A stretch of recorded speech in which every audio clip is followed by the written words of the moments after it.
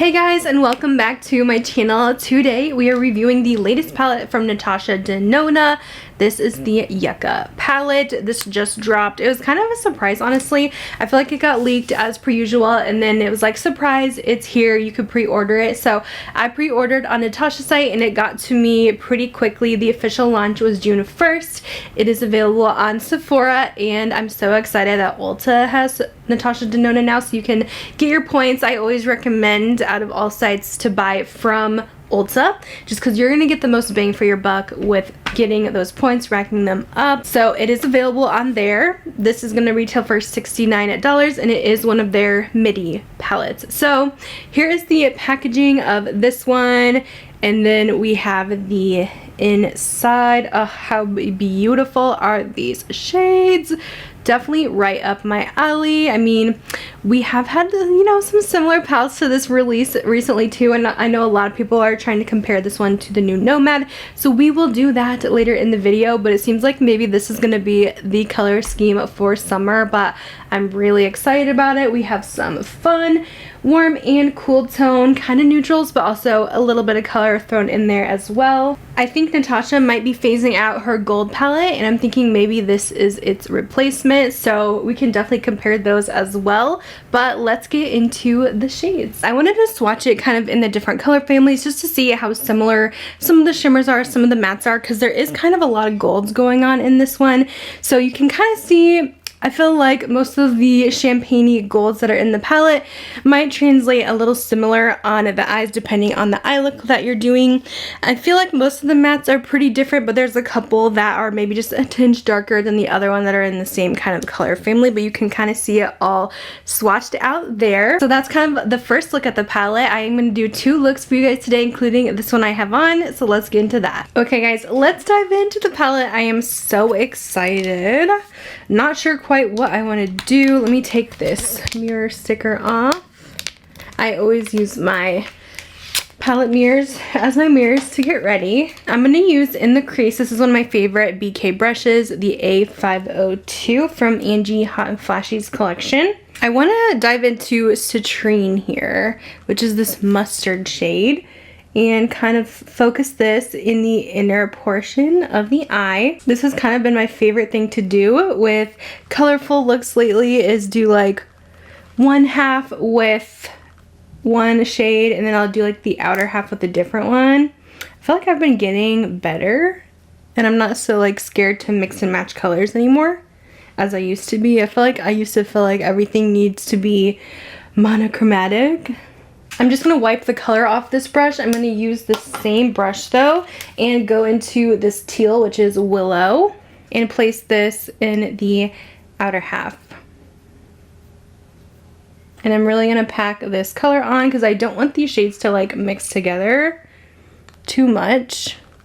It's actually looking quite green on me, which I'm surprised. I thought it would look more blue, but yeah, it looks green. Next, I'm taking the BK202 brush, and let's dip into Calithia, I think it is. This is one of their cream to powders, I believe, and with these, I just press them in. So I kind of just dab them on, and they apply quite nice for me. If you blend them, then they don't really show up quite as well. But if you dab it like this, then you can get pretty good pigmentation. So I'm from Iowa, and this is giving very John Deere colors for tractors. I don't know why that is cracking me up right now. Or Green Bay Packers colors. Okay, let's do on the lower lash line. I'm going to go in with Valley, which is this Midtown Brown. And we're just going to kind of smudge this along. Now let's move into some shimmers. Ooh, there is some good ones in here. Let's take Ray on my ring finger. This kind of has a greeny gold hue. And I'm going to place this kind of in the middle, going a little out towards the end. I think this is more of the subtle shimmer, so I actually feel like I should take this all the way and then put one of the more glittery ones on top of it. So let's just take that all the way. And then you see how these glitters have just a little bit more texture look to them. I feel like they will be more shiny. What do I want to use? Because I feel like Makia is pretty, but I also really like Komorebi. Let's lighten it up with Komorebi and just place this on top. Yes, that's gonna give us that really pretty glimmer. And I feel like that kind of makes this a little bit more wearable too. It just kind of meshes everything together so it's not so yellow looking. And I'm just adding back in some of that kind of yellowy color that we used. Now I did want to mention, if you guys want to make this a little bit more wearable, instead of using this kind of yellowy color in the inner corner, maybe try one of the browns mixed with the green instead, so it's not so drastic. But I feel like this also works if you want something a little bit more colorful. Okay, let me put a little bit of foundation on so you can kind of see the look put together. This is basically the eyeshadow we're going for. Okay, here is look one with everything applied. I definitely wanted to go a little more warm with the cheeks and the lips. I'll try to link these products down below. But yeah, I think it came out really pretty. Let me know what you guys think. But I think I'm just gonna wipe my eyes off, keep most of my makeup on. I might do little touch-ups with look number 2, but I definitely want to do something more wearable. I like to do one colorful look, one more wearable. Me personally, I'm a neutral girl, but I have been loving color lately. But that is look number 1. I thought it went pretty well, easy to do, usual Natasha quality that I expect. On to look number 2. This will be the look I'm wearing in the video in the beginning and end. Wiping down my same BK Beauty brush because I love it so much. I need to just go buy a backup of this one, but I just use the color switch thing and it comes, like the pigment will come right off. Even though it stains the brush, it's not depositing any color. So for this look, I'm going a little more, well, somewhat neutral, because honestly, I really want to use this like purpley shade. Let's see how neutral we can make it though. In the crease, we're going to use Valley. This is kind of a warmer tone, but it is a good just mid-tone crease color. I'm going to put that all the way. Just blending it up to the brow. This will just be a really quick, easy look. Same brush in the outer corner, the BK202. I just like how fluffy this one is, and it's pretty big to cover a lot of area. We're going to take Flax. And this is going to go really well with that shimmer. Oh, this is a beautiful color. And this is one of the darkest shades in the palette, just FYI. So, I mean, it's not the darkest of dark palettes, but I actually think you can build it up pretty good. Like even our green look was, I mean, pretty dark, I would say. This side is just sticking a bit, and I think it's because I did use a makeup remover and then went over it with like the NARS soft matte concealer. So I think this side's like sticking a little bit, but this side's blending out like completely fine. Sometimes that happens when I do 2 looks in a row. My eyes just aren't happy, but I really want to do this. And I don't really like to do 2 different eye colors on each eye. I don't know, that just bothers me for some reason. I just like to show the full look put together. On the A504, I'm going to, I think, just take a little bit of this Tipu shade. I want to see what this does. It is kind of a sandy yellow, so it's not really doing a ton for us in the lower lash line, but I'm just kind of setting it down. And then I'm going to add Flax again. I just don't like to put a super dark shade on the bottom right away. I kind of like to build it. Oh, I just heard thunder outside. It's been so like rainy this week in Iowa. Yesterday it just poured while I was out and about trying to get all my errands done. Now we're gonna take Elysian on the lid. I'm so excited for this color. Yes, it's everything I wanted it to be.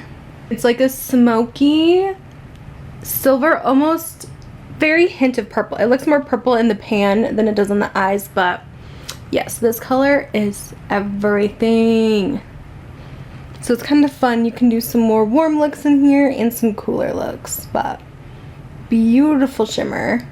I love this look. Oh, I'm so excited. Let me finish up the rest of my makeup. So most of my makeup is done. I do want to try this lip liner with you guys.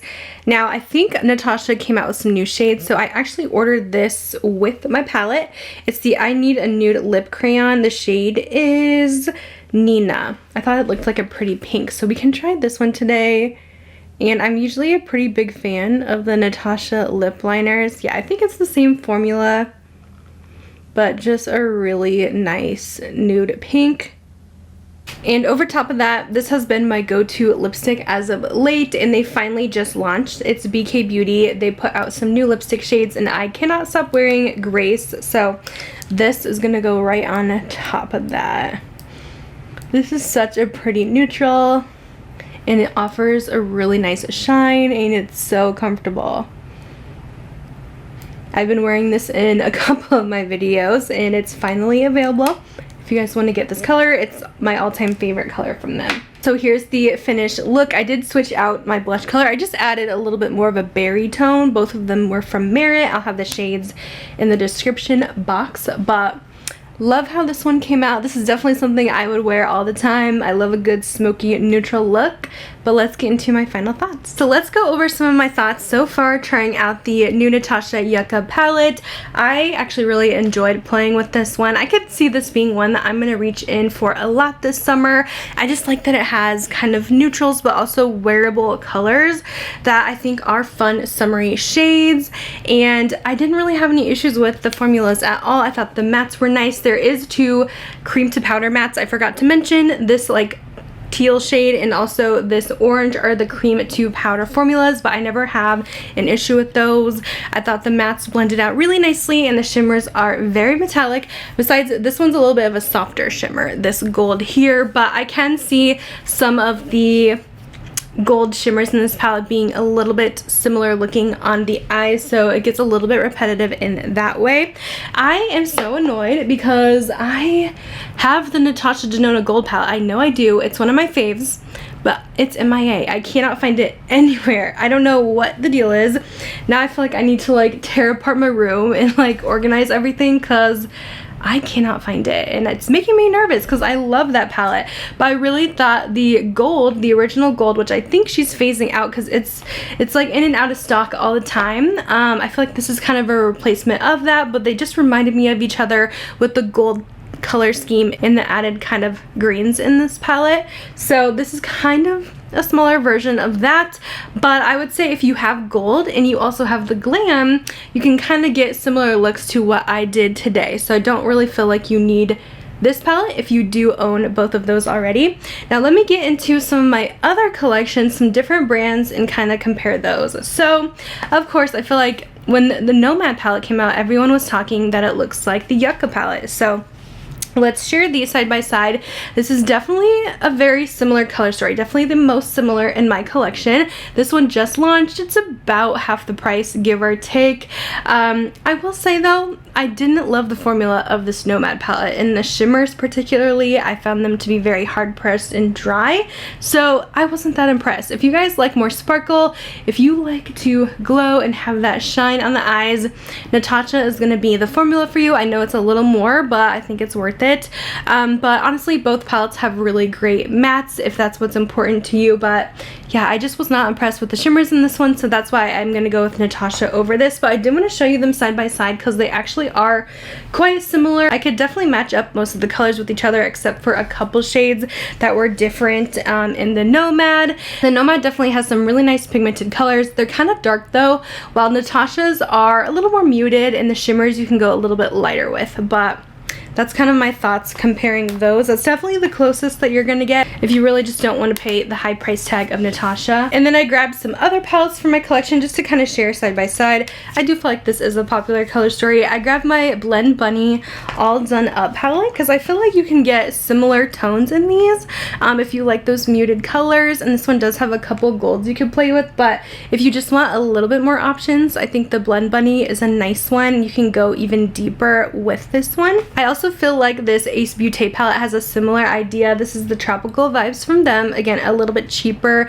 than Natasha, but a little more vibrant colors. This is definitely more matte heavy. There's not as many shimmers as Natasha has, but I could see similar tones. Like, it has that bright chartreuse color in it and some other muted greens. I feel like this Odin's Eye a lot of people were talking about as well. I don't feel like this one matches up quite as well as some of the other palettes did. I mean, I see what you're saying here with the greens, but there's really not a lot of golds besides the one in the middle there, so I don't really think these are that close, but you can definitely do some fun green looks with each of these. But Odin's Eye definitely leans even more green than this Natasha does. And then I wanted to see how the Tarte Maneater looked next to it too, because I feel like, I don't know, these kind of look similar in the way that it has warm and cool tones, but obviously Tarte has a lot more berry tones as well, but I thought I would show these next to each other as well. So there's some comparisons for you. Overall, I'm happy with this palette.